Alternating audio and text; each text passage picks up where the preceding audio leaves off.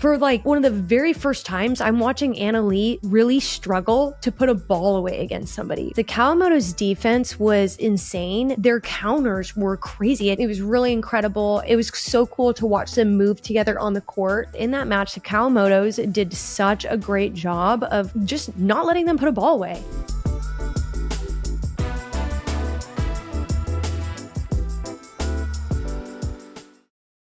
So I have the new Project Boomstik. What do you think about it?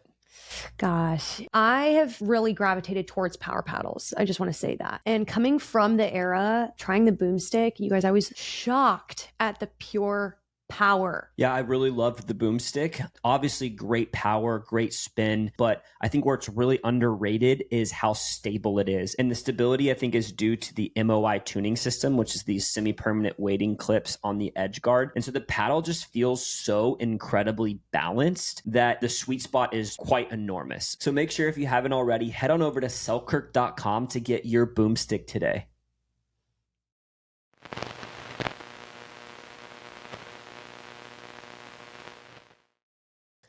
What's going on, guys? Welcome back to the Pickleball Connection Podcast. I'm Barrett. And I'm Danea. And we're super excited to hang out with you today. As always, we are going to go through some of the latest pickleball news and topics in the pickleball community and give you our hot takes. So without wasting any time, let's get right into it. Danea, what are we starting with today? So for those of you who may or may not follow professional pickleball, PPA, we had a pretty crazy tournament this past week. A lot of drama, lots of upsets, honestly, in a lot of the categories. So it was the PPA Cincinnati Open, and there were quite a few upsets that I feel like happened. Let's just name a couple. Chris Hayworth beat, who'd he beat? He beat, I believe he beat Fed. Yep. As well as Jack Sock. He had a good run in singles. Yeah, he's a good singles player. Hunter Johnson, who did he lose to? Ooh, I didn't know we were doing a recap. I know. We just had like a lot of upsets. I did a bracket, you guys, and my bracket was terrible. I mean, I think Hunter lost to Christian Alshon or something. It wasn't that big of an upset. Wasn't that one, but I kind of thought he would win it. Yeah. I was wrong. Connor Garnett did great, which that's not super surprising, but I mean, that was kind of wild. But the thing that everybody was really talking about, the event that maybe the most upset of all the upsets was really in women's doubles. So if you guys aren't familiar, Leigh and her partner, whether it be Catherine or Anna Bright at this point, she has just been dominating the women's doubles. She's amazing. And typically whoever she's paired with are always winning. Well, this past weekend, they were knocked out by the Kawamotos. And you guys, it was an incredible match to watch. Yeah, I didn't get to watch as much of it as you did. Was it just like a lot of it? I saw the scores, but was it a lot of extended rallies? It was a lot of extended rallies. The Kawamoto's defense was insane, but also like their counters were crazy. It just felt like for like one of the very first times, I'm watching Leigh really struggle to put a ball away against somebody, which I feel like for her is just feels like it's so easy, but whatever it was in that match, the Kawamotos did such a great job of just not letting them put a ball away. Yeah, I'm noticing that kind of across the board in Pro Pickle right now is that we're seeing a lot of just players that are able to extend points. And I see a lot more. And, you'd think that with the increase of paddle technology, it would help for people being able to put the ball away. But what I'm seeing is even though like there's a lot more pace on putaways and spin, also the paddle technology, you don't have to do much. You don't have to swing much. You kind of just have to get the paddle on the ball and direct it back and it will go. And so it's extending these, we're seeing a lot more points where one team is at the net and the other team is scrambling kind of at the baseline or in the midcourt, just getting balls back. And that's the Kawamoto's game to a T. And it was honestly incredible. If you guys haven't seen it, go watch it. It was one of the best women's doubles matches I've probably seen to date. It's up there in my top 3. It was really incredible.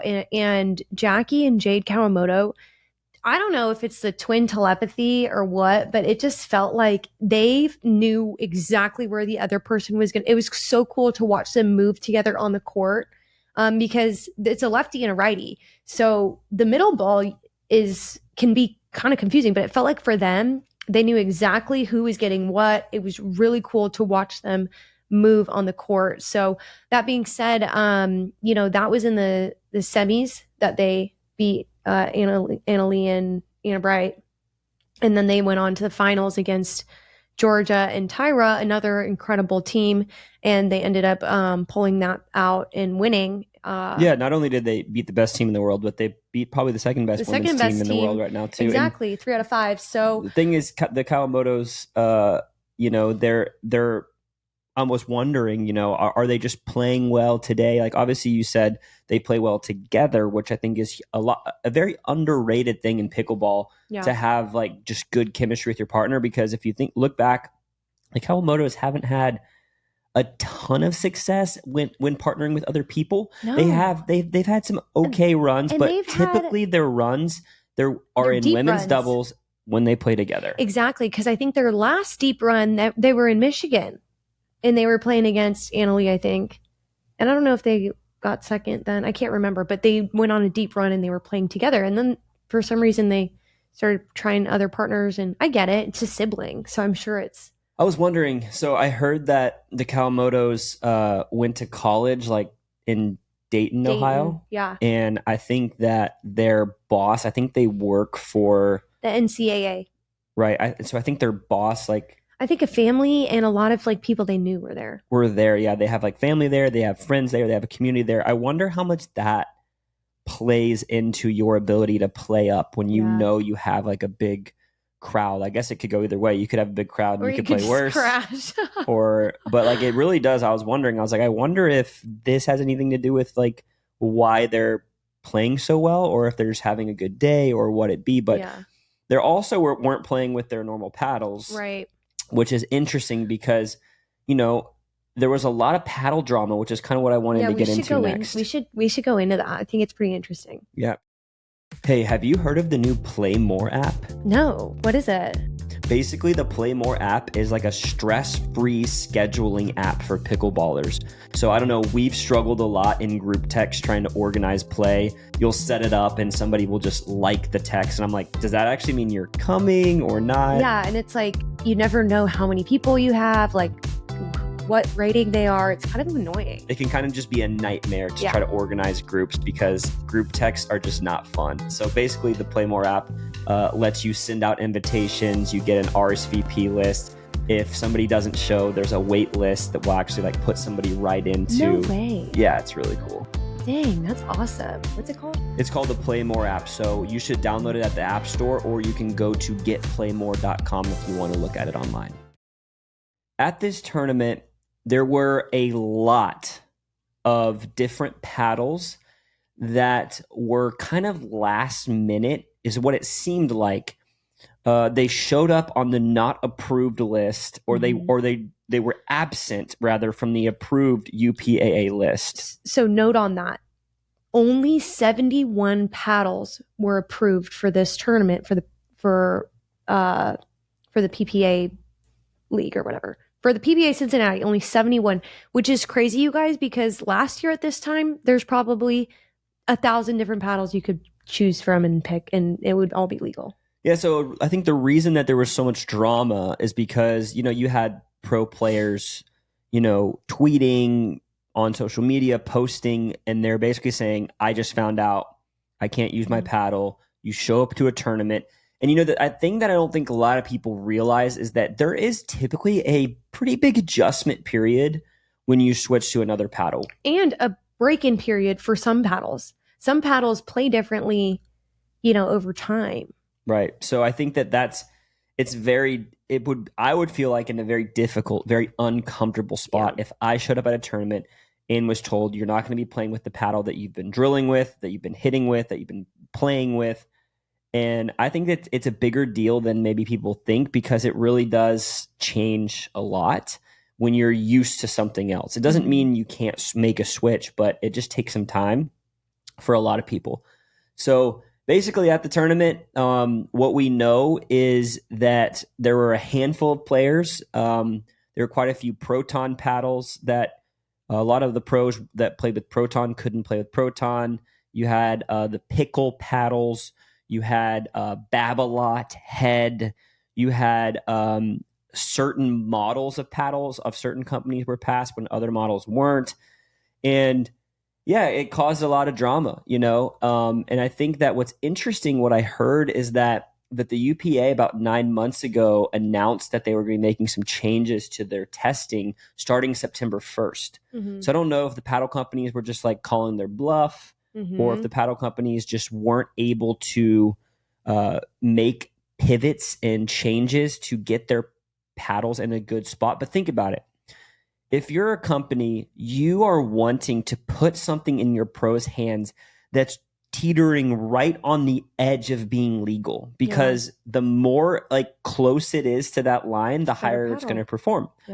So what I think is interesting is, you know, we don't really know for a fact this paddle failed because of it being too powerful, or this paddle failed because having too much grit. But what we do know is that they've changed up some of their testing and how they were testing. Did you kind of hear this? Yeah, and I think that's good, because there was a lot of complaints with their testing and lack of like engineering insight and stuff like that. Pickle Labs has been through the ringer, I think.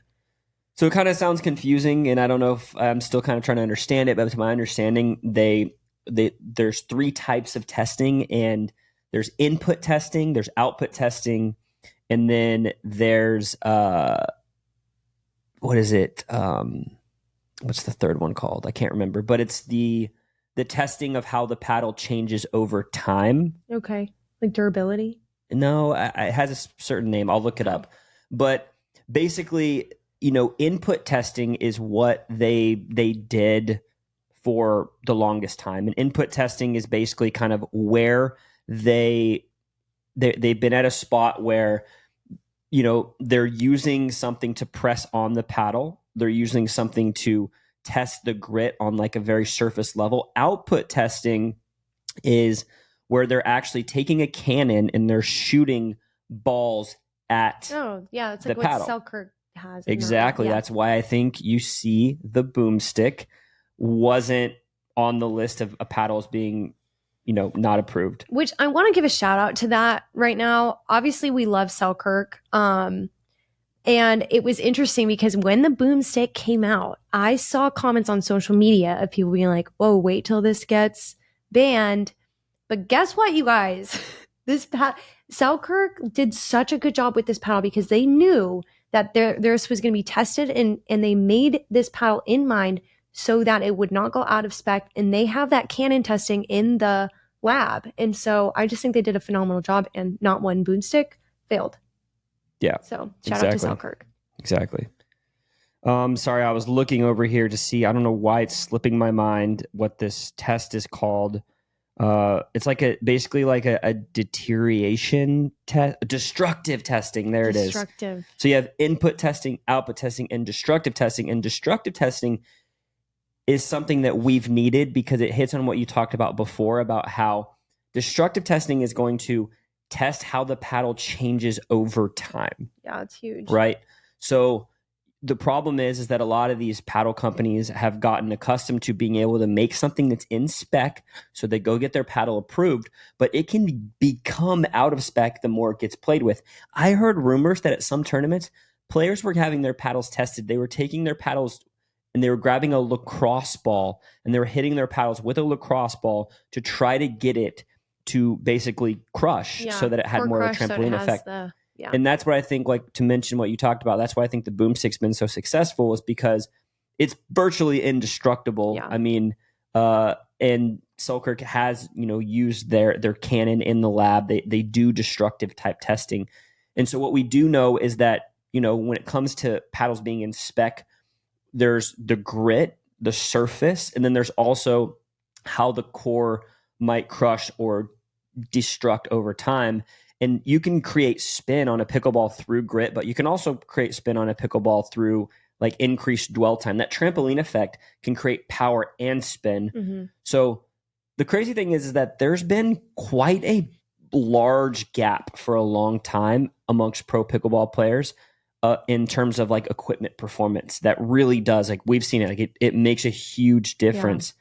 And so this is a direction that we needed to go as an industry, to legitimize cracking down to make sure that we're all at a level of fairness. And it holds the manufacturers to standards. Again, like I don't super fault the players, like they're just playing with what they have to a lot of times. But I really do think this is making the manufacturers actually have to create products that last, good products that are in spec. Yeah. So I think it's ultimately good for the sport. I think maybe how it happened wasn't the best, right? You shouldn't have players showing up not knowing. Yeah, but that to me is on the manufacturer, right? Because they knew that this deadline was coming. Right. This is not a surprise, and so obviously it's still hard. I think when we were talking with Mike and Rob Barnes, CEO of Selkirk, they said, it does take upwards 9 months to create a paddle. So I get that, from January to September, it's still not a ton of time, but they have to get on it. Right. And I think that hopefully doing more of this output type testing where you have a cannon shooting at a ball at 100 plus miles per hour, hundreds of times to see how the paddle changes. Yeah. Hopefully that's good moving forward. I think Selkirk's obviously put a massive emphasis on durability. Mm-hmm. And I think that's going to fare very well for them in the coming months when, there's going to be a lot of trust and credibility that they kind of maybe were ahead of the game because they saw this coming. They were trying to get out in front of it, where other manufacturers seem to just kind of put out whatever was going to perform well. But ultimately, I think it was good for the sport. I also don't think it's great. The way that it happened, I would have hated to be a pro player. This is my livelihood. There's money on the line, and now I show up and I don't know. But yeah, maybe that is on the manufacturers. Maybe the UPAA can, do a better job moving forward at how and when that's communicated. Like, I don't know if there's a way to have paddles approved before the event instead of at the event. Mm-hmm. But I don't know, that would take a lot. I'm sure that they're trying to figure it out. But what you should know if you're listening and you're not a pro player, this doesn't really apply to you right now. Right now, the UPAA certification just applies to the pros. And all you need to know is if your paddle is USAP approved, and that's what applies to amateurs. I do think we will get to a point where amateurs also are required to have a UPAA certified paddle to play in those events. But right now, if you show up to a PPA tournament, if you're not a pro, as long as it's USA Pickleball approved, you can play with it.